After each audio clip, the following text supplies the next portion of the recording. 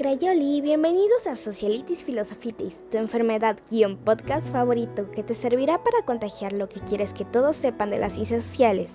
Yo soy Evelyn y hoy vamos no solo a abordar simples disciplinas académicas, vamos a realizar toda una investigación de fondo, o más bien una introspección.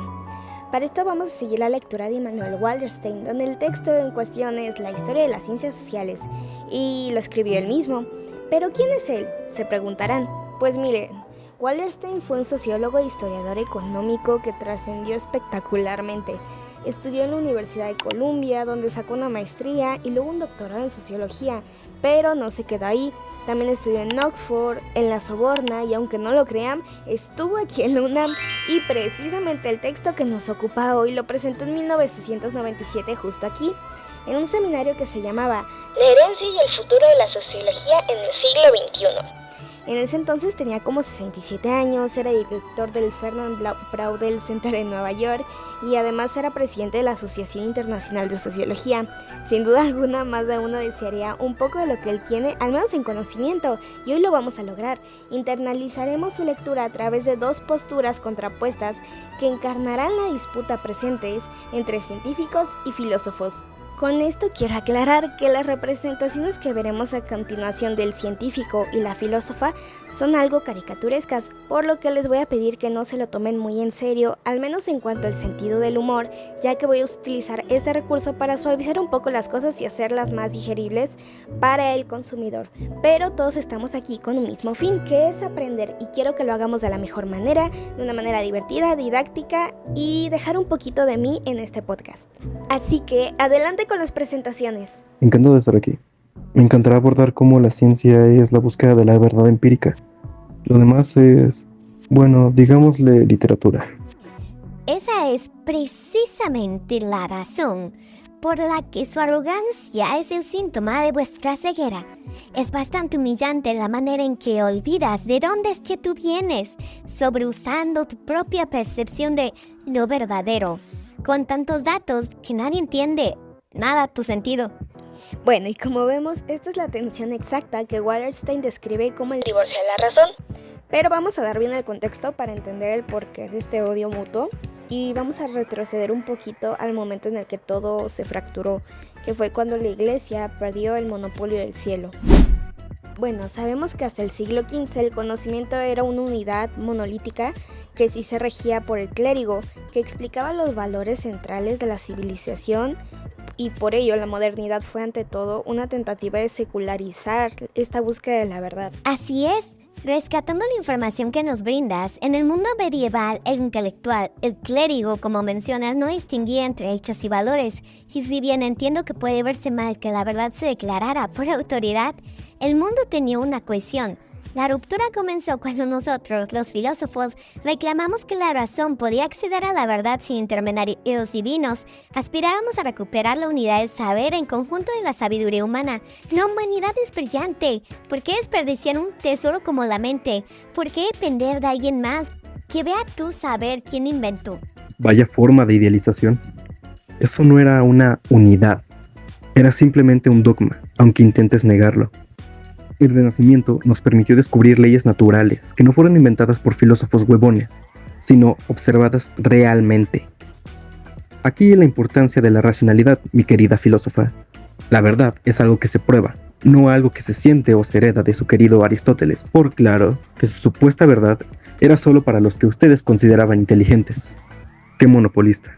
Tal vez, pero al menos democratizamos el saber, no como ustedes, que osaban ser mucho más excluyentes y gustaban de acusarnos.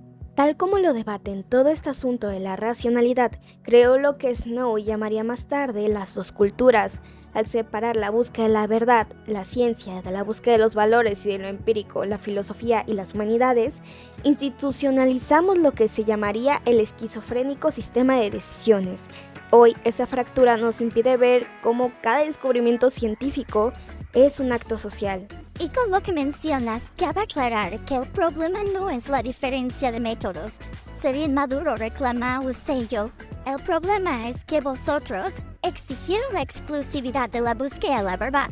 Nosotros nos quedamos con lo otro, como si solo eso mereciéramos. No es un consuelo, Es que hay cosas que no se pueden medir y convencerlos de ello era sofocante. ¡Ja! ¡Qué conveniente, maldito ignaro! Lo que no se puede medir no importa. ¿Es esa tu postura? No dije eso. Quiero decir que no es ciencia.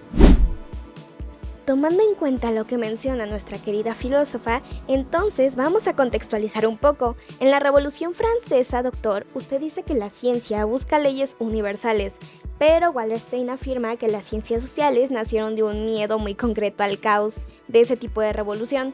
¿Qué opina usted? Bueno, no lo llamaría miedo, sino más bien necesidad del orden.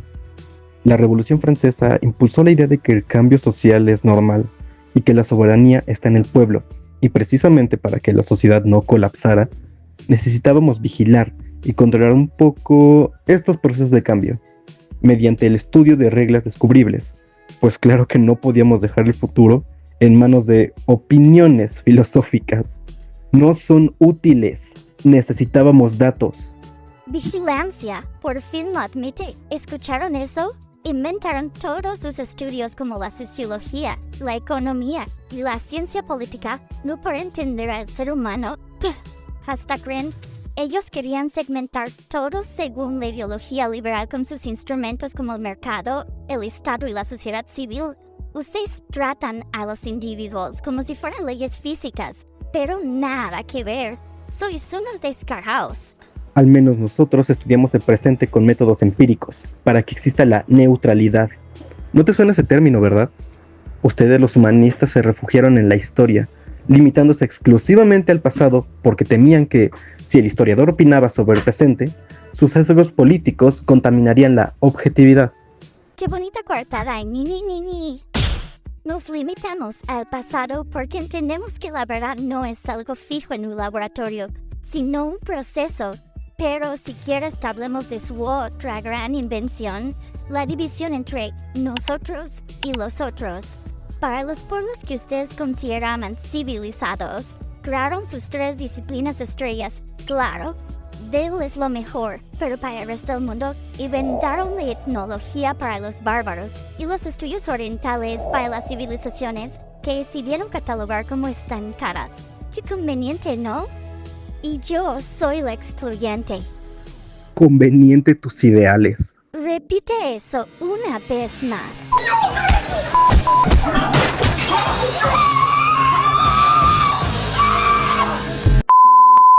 Bueno, después de esa pequeñita interrupción, vamos a continuar en el ámbito educativo. En el siglo XIX, la universidad resurgió como la institución burocratizada que conocemos hoy, con profesores pagados para defender sus parcelas de conocimiento y así. ¿Qué opinan, mis queridos invitados? La especialización es el motor del progreso. Creamos departamentos de física, química y biología para profundizar en la estructura de la materia. Un gran avance, si me lo permiten mencionar. Es fascinante tu defensa de la autonomía, colega. Sin embargo, ¿has mirado tu título últimamente? Eres doctor de filosofía. Lindo doctorado, ¿no? A pesar de tu desprecio por nosotros, sigues llevando nuestro nombre en tu grado académico. Es el recordatorio de que vuestras ciencias puras nacieron de nuestras costillas antes de que la universidad os diera un presupuesto y una oficina propia para que nos dejarais en paz. Con la universidad burocratizada, el siguiente paso fue definir el mapa del mundo. Se estableció una división del trabajo intelectual que servía perfectamente a los intereses coloniales y liberales de la época. Es el colmo del provincianismo intelectual. Se inventó la triada de la ideología liberal para el mundo civilizado, la economía para estudiar el mercado, la ciencia política para el Estado y la sociología para la sociedad civil.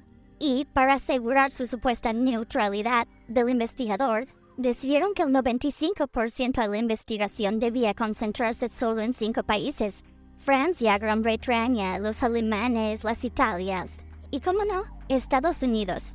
Aplicábamos métodos deductivos y buscábamos leyes universales de conducta social donde había archivos y datos modernos.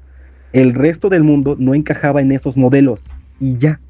No es que los excluyéramos a propósito, es que, bueno, no teníamos los datos. Y tampoco es que en ese momento fueran tan importantes. ¿No tenían los datos? Ay, por favor. Para el resto del mundo inventaron el orientalismo y la etnografía. Te lo dije hace un minuto. La antropología no nació para entender la diversidad, nació para catalogar a los otros, mientras usted se guardaba la historia con mayúsculas para los países civilizados. Los demás éramos técnicamente sociedades sin historia. ¡Qué conveniente! Bueno, eso suena feo cuando lo pones así. Pero en nuestra defensa, ese era el método de la época. No es que hubiera mala intención. La intención no importa. El daño es completamente imborrable. Ustedes decidieron quién merecía ser estudiado con rigor y quién merecía ser folclore exótico. Y encima se llamaron objetivos a ustedes mismos. Oigan, no se me vayan a matar otra vez, porque aquí viene algo que los une a ambos. 1968. Sí, el terremoto social ese. No fue solo una revuelta estudiantil, se dice bien que fue una rebelión epistemológica. La descolonización política ya había pasado, pero la descolonización del saber llegó con los estudios regionales, los Area Studies en inglés. De repente ya no podían seguir estudiando a los otros como bichos raros. Y eso les dolió, ¿no? Tener que aceptar que la India o México también tienen historia, también tienen teoría, también tienen voz, que su visibilización importaba. No es que nos doliera, es que... Vale, igual sí dolió un poco. Porque implicaba rehacer medio sistema de clasificación que construimos por años. Pero no quiere decir que fuéramos monstruos. Tras ese suceso, algunos de mis colegas empezaron a preguntarse si el determinismo cartesiano y las leyes eternas de Newton eran tan eternas como creíamos. Si llegaron a cuestionar si Newton no era la palabra sagrada, ¡wow! Algo así, pero no te emociones. Solo digo que las ciencias de la complejidad llegaron para quedarse. Ya no buscamos leyes reversibles y eternas. Ahora entendemos que el universo pues sí tiene una historia, y que el caos y la no linealidad son la norma. Y aunque interfiere un poco con mis defensas de mis predecesores, actualmente la ciencia se está volviendo histórica. Pero no te confundas. No voy a firmar tu manifiesto, pero sí, la física cuántica y la termodinámica nos han enseñado que quizás ustedes los filósofos tenían razón en una cosa, solo una, que te quede claro. Bueno, una más que ustedes. Pero también error, pues aquí estamos. Las humanidades también tuvieron que tragarse sus cosas, porque los estudios culturales nos obligaron a romper el canon europeo. ¿El qué? El canon europeo, ya sabes, ese club exclusivo de hombres muertos europeos que decidían qué era bello y qué era verdadero. 1968 nos obligó a escuchar a las mujeres, a las minorías, al tercer mundo, ya sabes. Y resulta que tenían cosas interesantes que decir. No, más bien necesitaban ser visibilizados. Aunque duele admitirlo, la verdad ya no puede ser solo nuestra. Bueno, ya se están comprendiendo ahora un poquito más, pero les pregunto a ustedes, si la ciencia ahora acepta la irreversibilidad del tiempo y las humanidades aceptan que hay estructuras sociales analizables, entonces, ¿qué carajos nos queda del divorcio original? Pues, ni idea. Tal vez un montón de departamentos universitarios que ya no tienen razón de ser. Bueno, al menos que, como mis colegas, se estén actualizando. Se ve que hay muy buenas formas de hacerlo. Entonces, dices que tus departamentos que tanto defendiste hace rato, ahora son obsoletos. No cambio totalmente mi postura de su gran importancia en la historia. Pero tal vez Wallerstein tiene un punto. La distinción entre mercado, Estado y sociedad civil es hoy una falsedad. El mundo no se divide en parcelitas limpias, y tal vez es necesario que todos lo veamos. Bueno, ahí tienes razón. Perdón, ¿tú acabas de decir que yo tengo razón? Sí, es una conversación que no creí que terminaría así, pero esa distinción era un invento para que los expertos no vieran el bosque por culpa de su árbol particular. Y nosotros los humanistas también compramos ese cuento. Vaya, después de casi más de 14 minutos peleándose, por fin estamos llegando a un punto de cohesión. ¿Será que Wallerstein tenía razón y la reunificación del saber ya es una necesidad? No me hagas decir que soy optimista, pero nada, tómalo como una tregua, por ahora. Yo sigo pensando que nada es neutral, pero bueno, al menos hoy no me worry. Y yo sigo pensando que sin datos no hay debate, pero tampoco me caes tan mal. Progreso. Bueno, eso es todo por hoy. Sintonizó Evelyn y esto fue Socialitis Philosophitis. Qué bonita enfermedad a contagiar. Los veré en el próximo capítulo. Hasta la próxima.